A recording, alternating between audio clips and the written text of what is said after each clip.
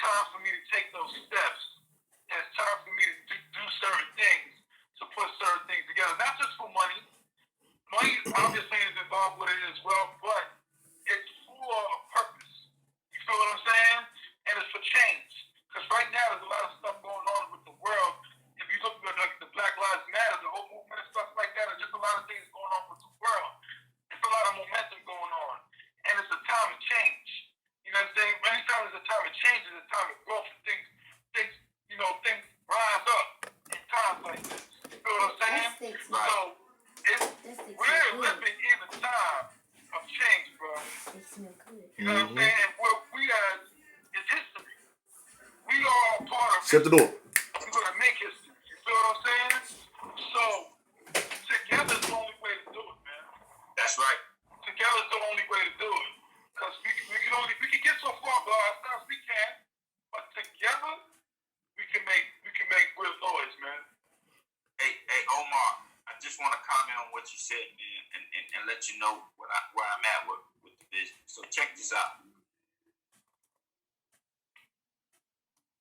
Every black person on the face of the planet want to be a black American. Every black person on the face of America want to be on the planet of America want to be what the black American is. Like, we are the epitome of what blackness is to be to other black people all over the world. Our culture, the way we dress, the way we talk, our slang, everything. So we are supposed to be the vanguard of what blackness is actually supposed to be.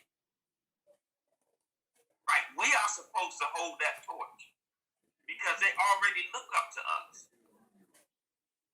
Everybody, every black person in the world look up to us. So it's our duty to be the best us. To be the best us. So that those people, because we know they suffering too. I don't care what continent you on. If you are a darker hue, you are suffering. I don't care what continent you on. We're under attack every day, all day long. Every day, all day. Right? But if you want those people to raise up, we got to raise up. Because they look to us. They look to us for direction. And I think a lot of black people don't actually understand that. Right? They don't understand that your influence spans the globe. It ain't just in America. Your influence spans the globe. If you wear it, it's hot. If you say it, it's slang. If you rock it or if you're doing it, it's cool. All over the world. From you, black America. So my duty is, okay, I know I can't give it to you like that. You're going to be like, oh, here we go on that black stuff again. I can't give it to you like that. So I got to put the pill in the applesauce. You know what I mean? I got to put it in the applesauce. And my whole vision is the way you start putting the pill in the applesauce is you start taking that money and you start just putting it back. You have to put it back. You just start putting it back. Because the key to rising is not having a lot of money. It's not having a lot of money. The key to rising is controlling the circulation of the money. Like controlling where that money is coming in and how long it's staying in before it goes out. Right. Yeah, because it leaves our community. Our money leaves our community after one cycle. It goes to the Jewish and the Chinese community maybe 6-7 times. Ours, one time is gone. It's going to the Arab. It's going to the Spanish Jews. It's going to the Chinese people. That's by design. That's by design. That's design. Like, I realize now all that's by design. It's not coincidence. Right? Like it's not coincidence. They cloak it under laws and legislation and regulation. They cloak it under that. But it's really a design to really neutralize us, right? Like that's what it is, and I understand that now, but I can't get our people not gonna get that, right? They just not gonna get it, and because I wasted 15 years of my life trying to look, this is what's happening, and they ain't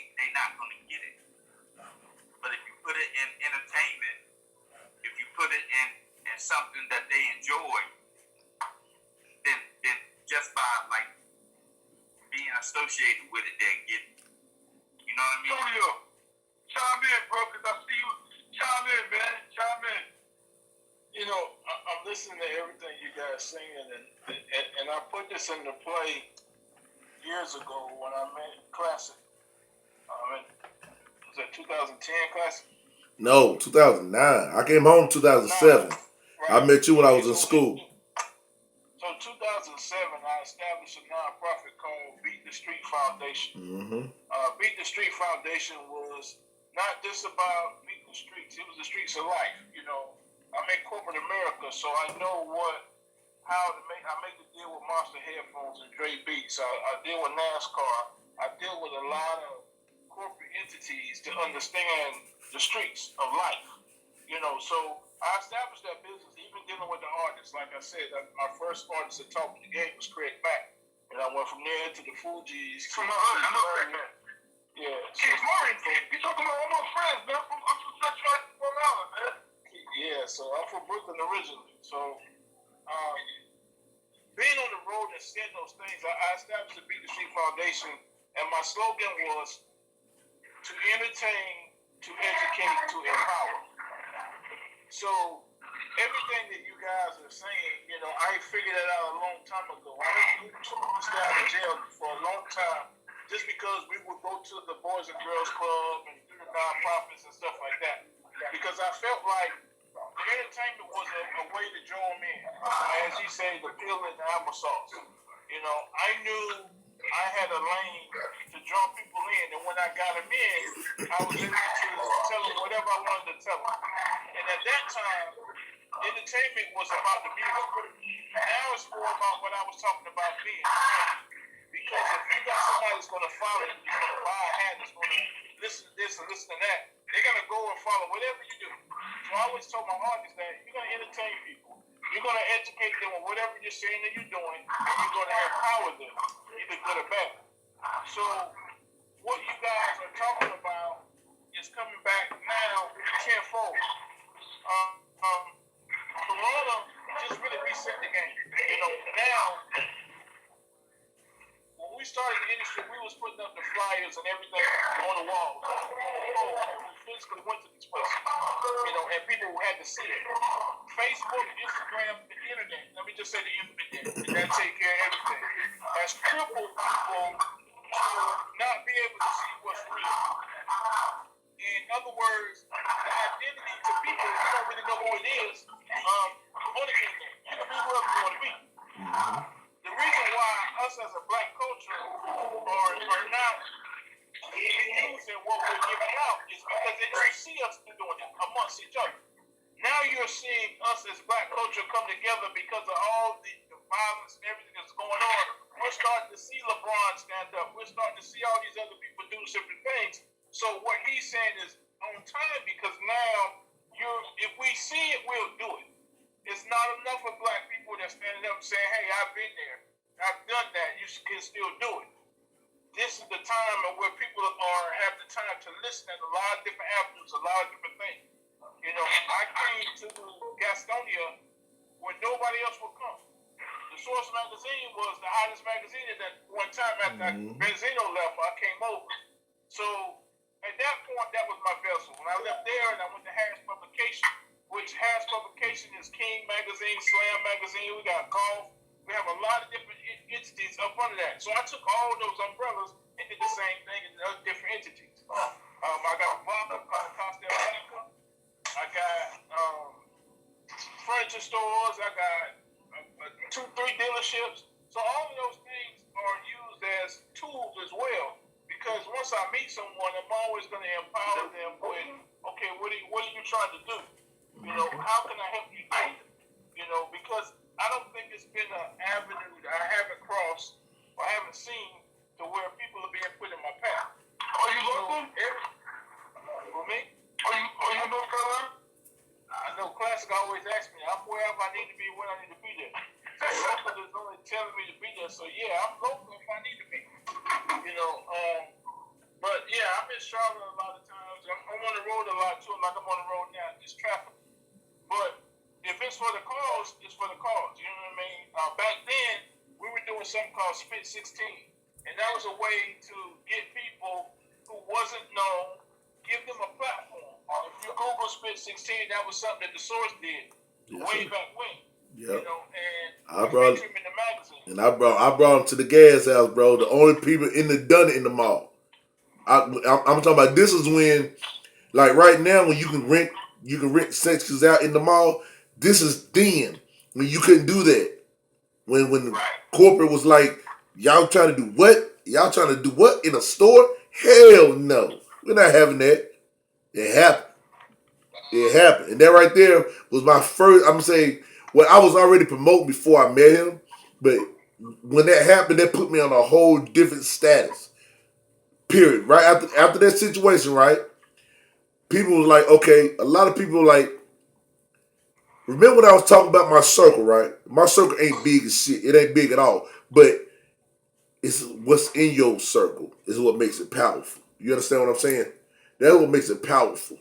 You can have 25 people in your circle, but you might be the only one.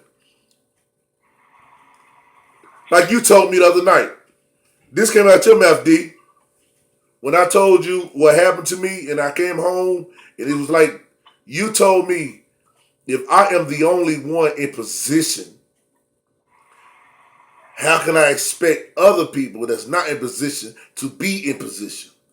When you told me that, if you told me I was the head of it, and see, my definition of the head is different, because I never looked at it the way you seen it. I looked at everybody that brought something to the. I would never ask a lover to fight.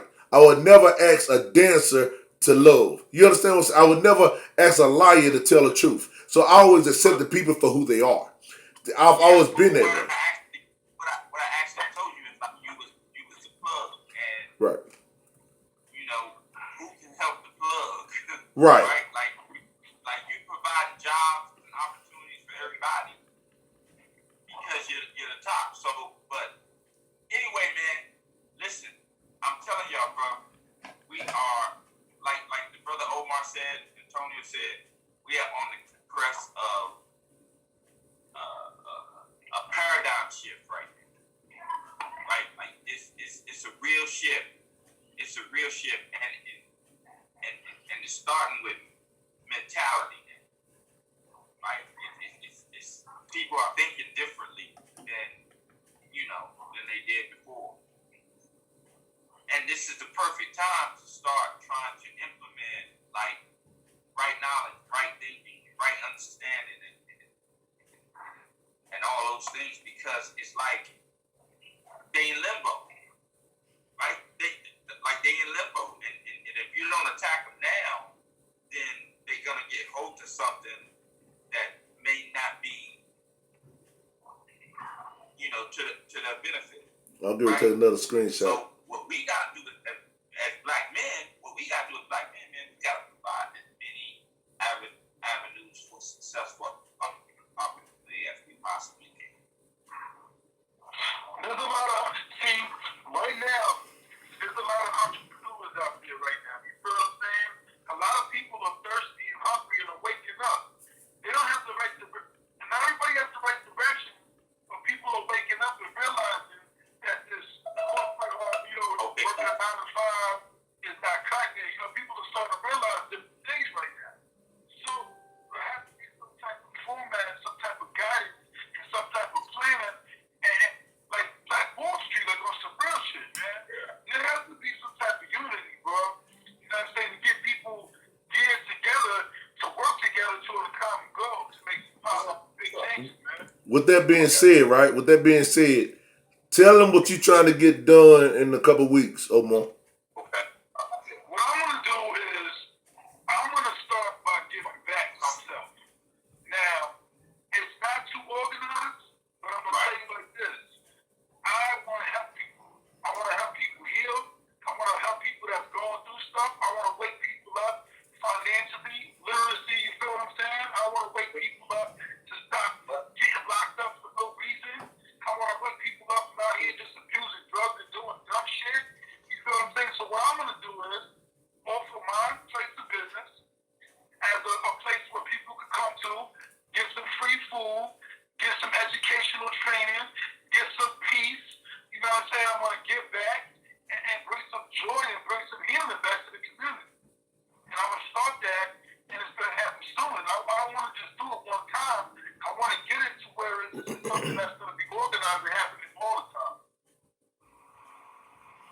So what are you asking to be done? What I'm asking to be done is get some like minds together to formulate a plan.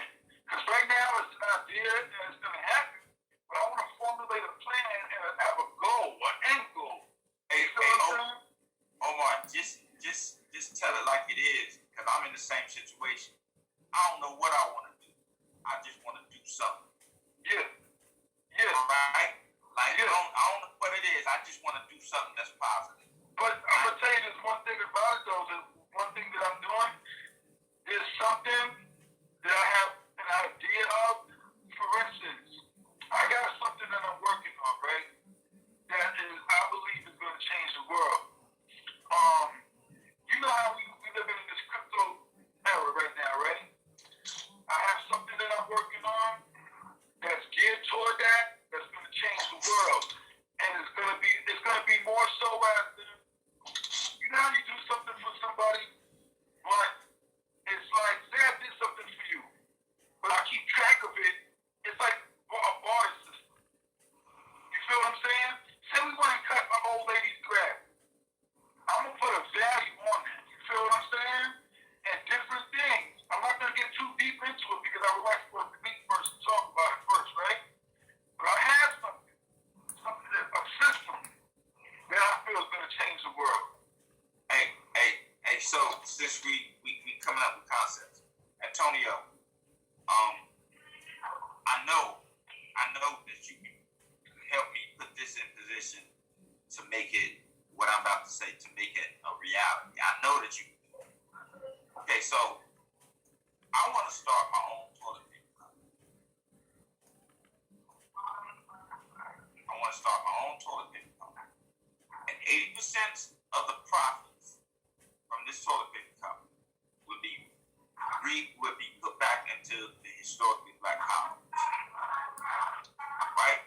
Now, if we started a toilet paper company, everybody buy toilet paper, white, black, it don't matter. You know everybody black is buying toilet paper. They buying toilet paper. So I'm not asking you to do anything differently than what you normally do, except buy my toilet paper. And if you buy my toilet paper, all the 105 historically black colleges would be totally free for black people. Just off of toilet paper. Okay, so this is what I do. I set up businesses, I set up corporations, multi-million-dollar things, and all of those things. So I don't know how you got telepathy and found that out. But my first thing to you would be, what makes you different? You know, when I do artists, I stopped doing artists and now I'm doing companies now, and I still consult. And the first thing I ask is, who are you and what makes you different? Can I answer that? Going to the, I'm gonna let you answer in 1 second, Okay. because I don't think you can answer it right away, because it's Yes, deeper I than can. what you Yes, think. I can. What you think, you may have, and then we'll see. Okay. When I finish. So I always ask them, who are you and what makes you different? And it's in the toilet paper industry, it's a whole lot of people doing toilet paper, as we found out with the pandemic. There was a few people that tried to do what you're saying, and to establish toilet paper, they tried to do the mask and the PPP, all the other stuff that you needed, that you was getting from the major corporations. They were trying to do that. When you're saying black colleges, first thing we're going to do, and when we talk about this money thing, as far as generate money to put back into blacks, that's going to be the key. The key to it is, why should I deal with you? What makes your toilet paper different? And how will you make that happen to make money and get money at the same time? Okay, so Antonio, so check this out. I want you to understand this. This is not a fly-by-night idea. This is actually a 15-year play in my head type of idea. Like this is 15 years long, right? So just by the numbers, right? Because like I said, just by the numbers of household numbers, there are approximately 12 million black households in America. Approximately 12 million black households. 12 million. Out of that 12 million black households, all of them buy toilet paper. Right? household cost for toilet paper per month is $23. The average household cost for toilet paper per month is $23. $23 times, let's just do 10 million. 10 million is $230 million. For you to produce 10 million 20 packs or 23 packs at a manufacturer, 10 million will only cost you $4.5 million. $4.5 million. So you're looking at a profit margin after shipping, because everything is done in China. After shipping and everything, you're looking at a profit margin per month around $180 million. $180 million. Times 12, you're looking at like $2.6 billion. Now, what makes me different? First of all, I'm black owned. And that's what I'm catering to. I'm not gonna shy away from that. I'm not gonna try to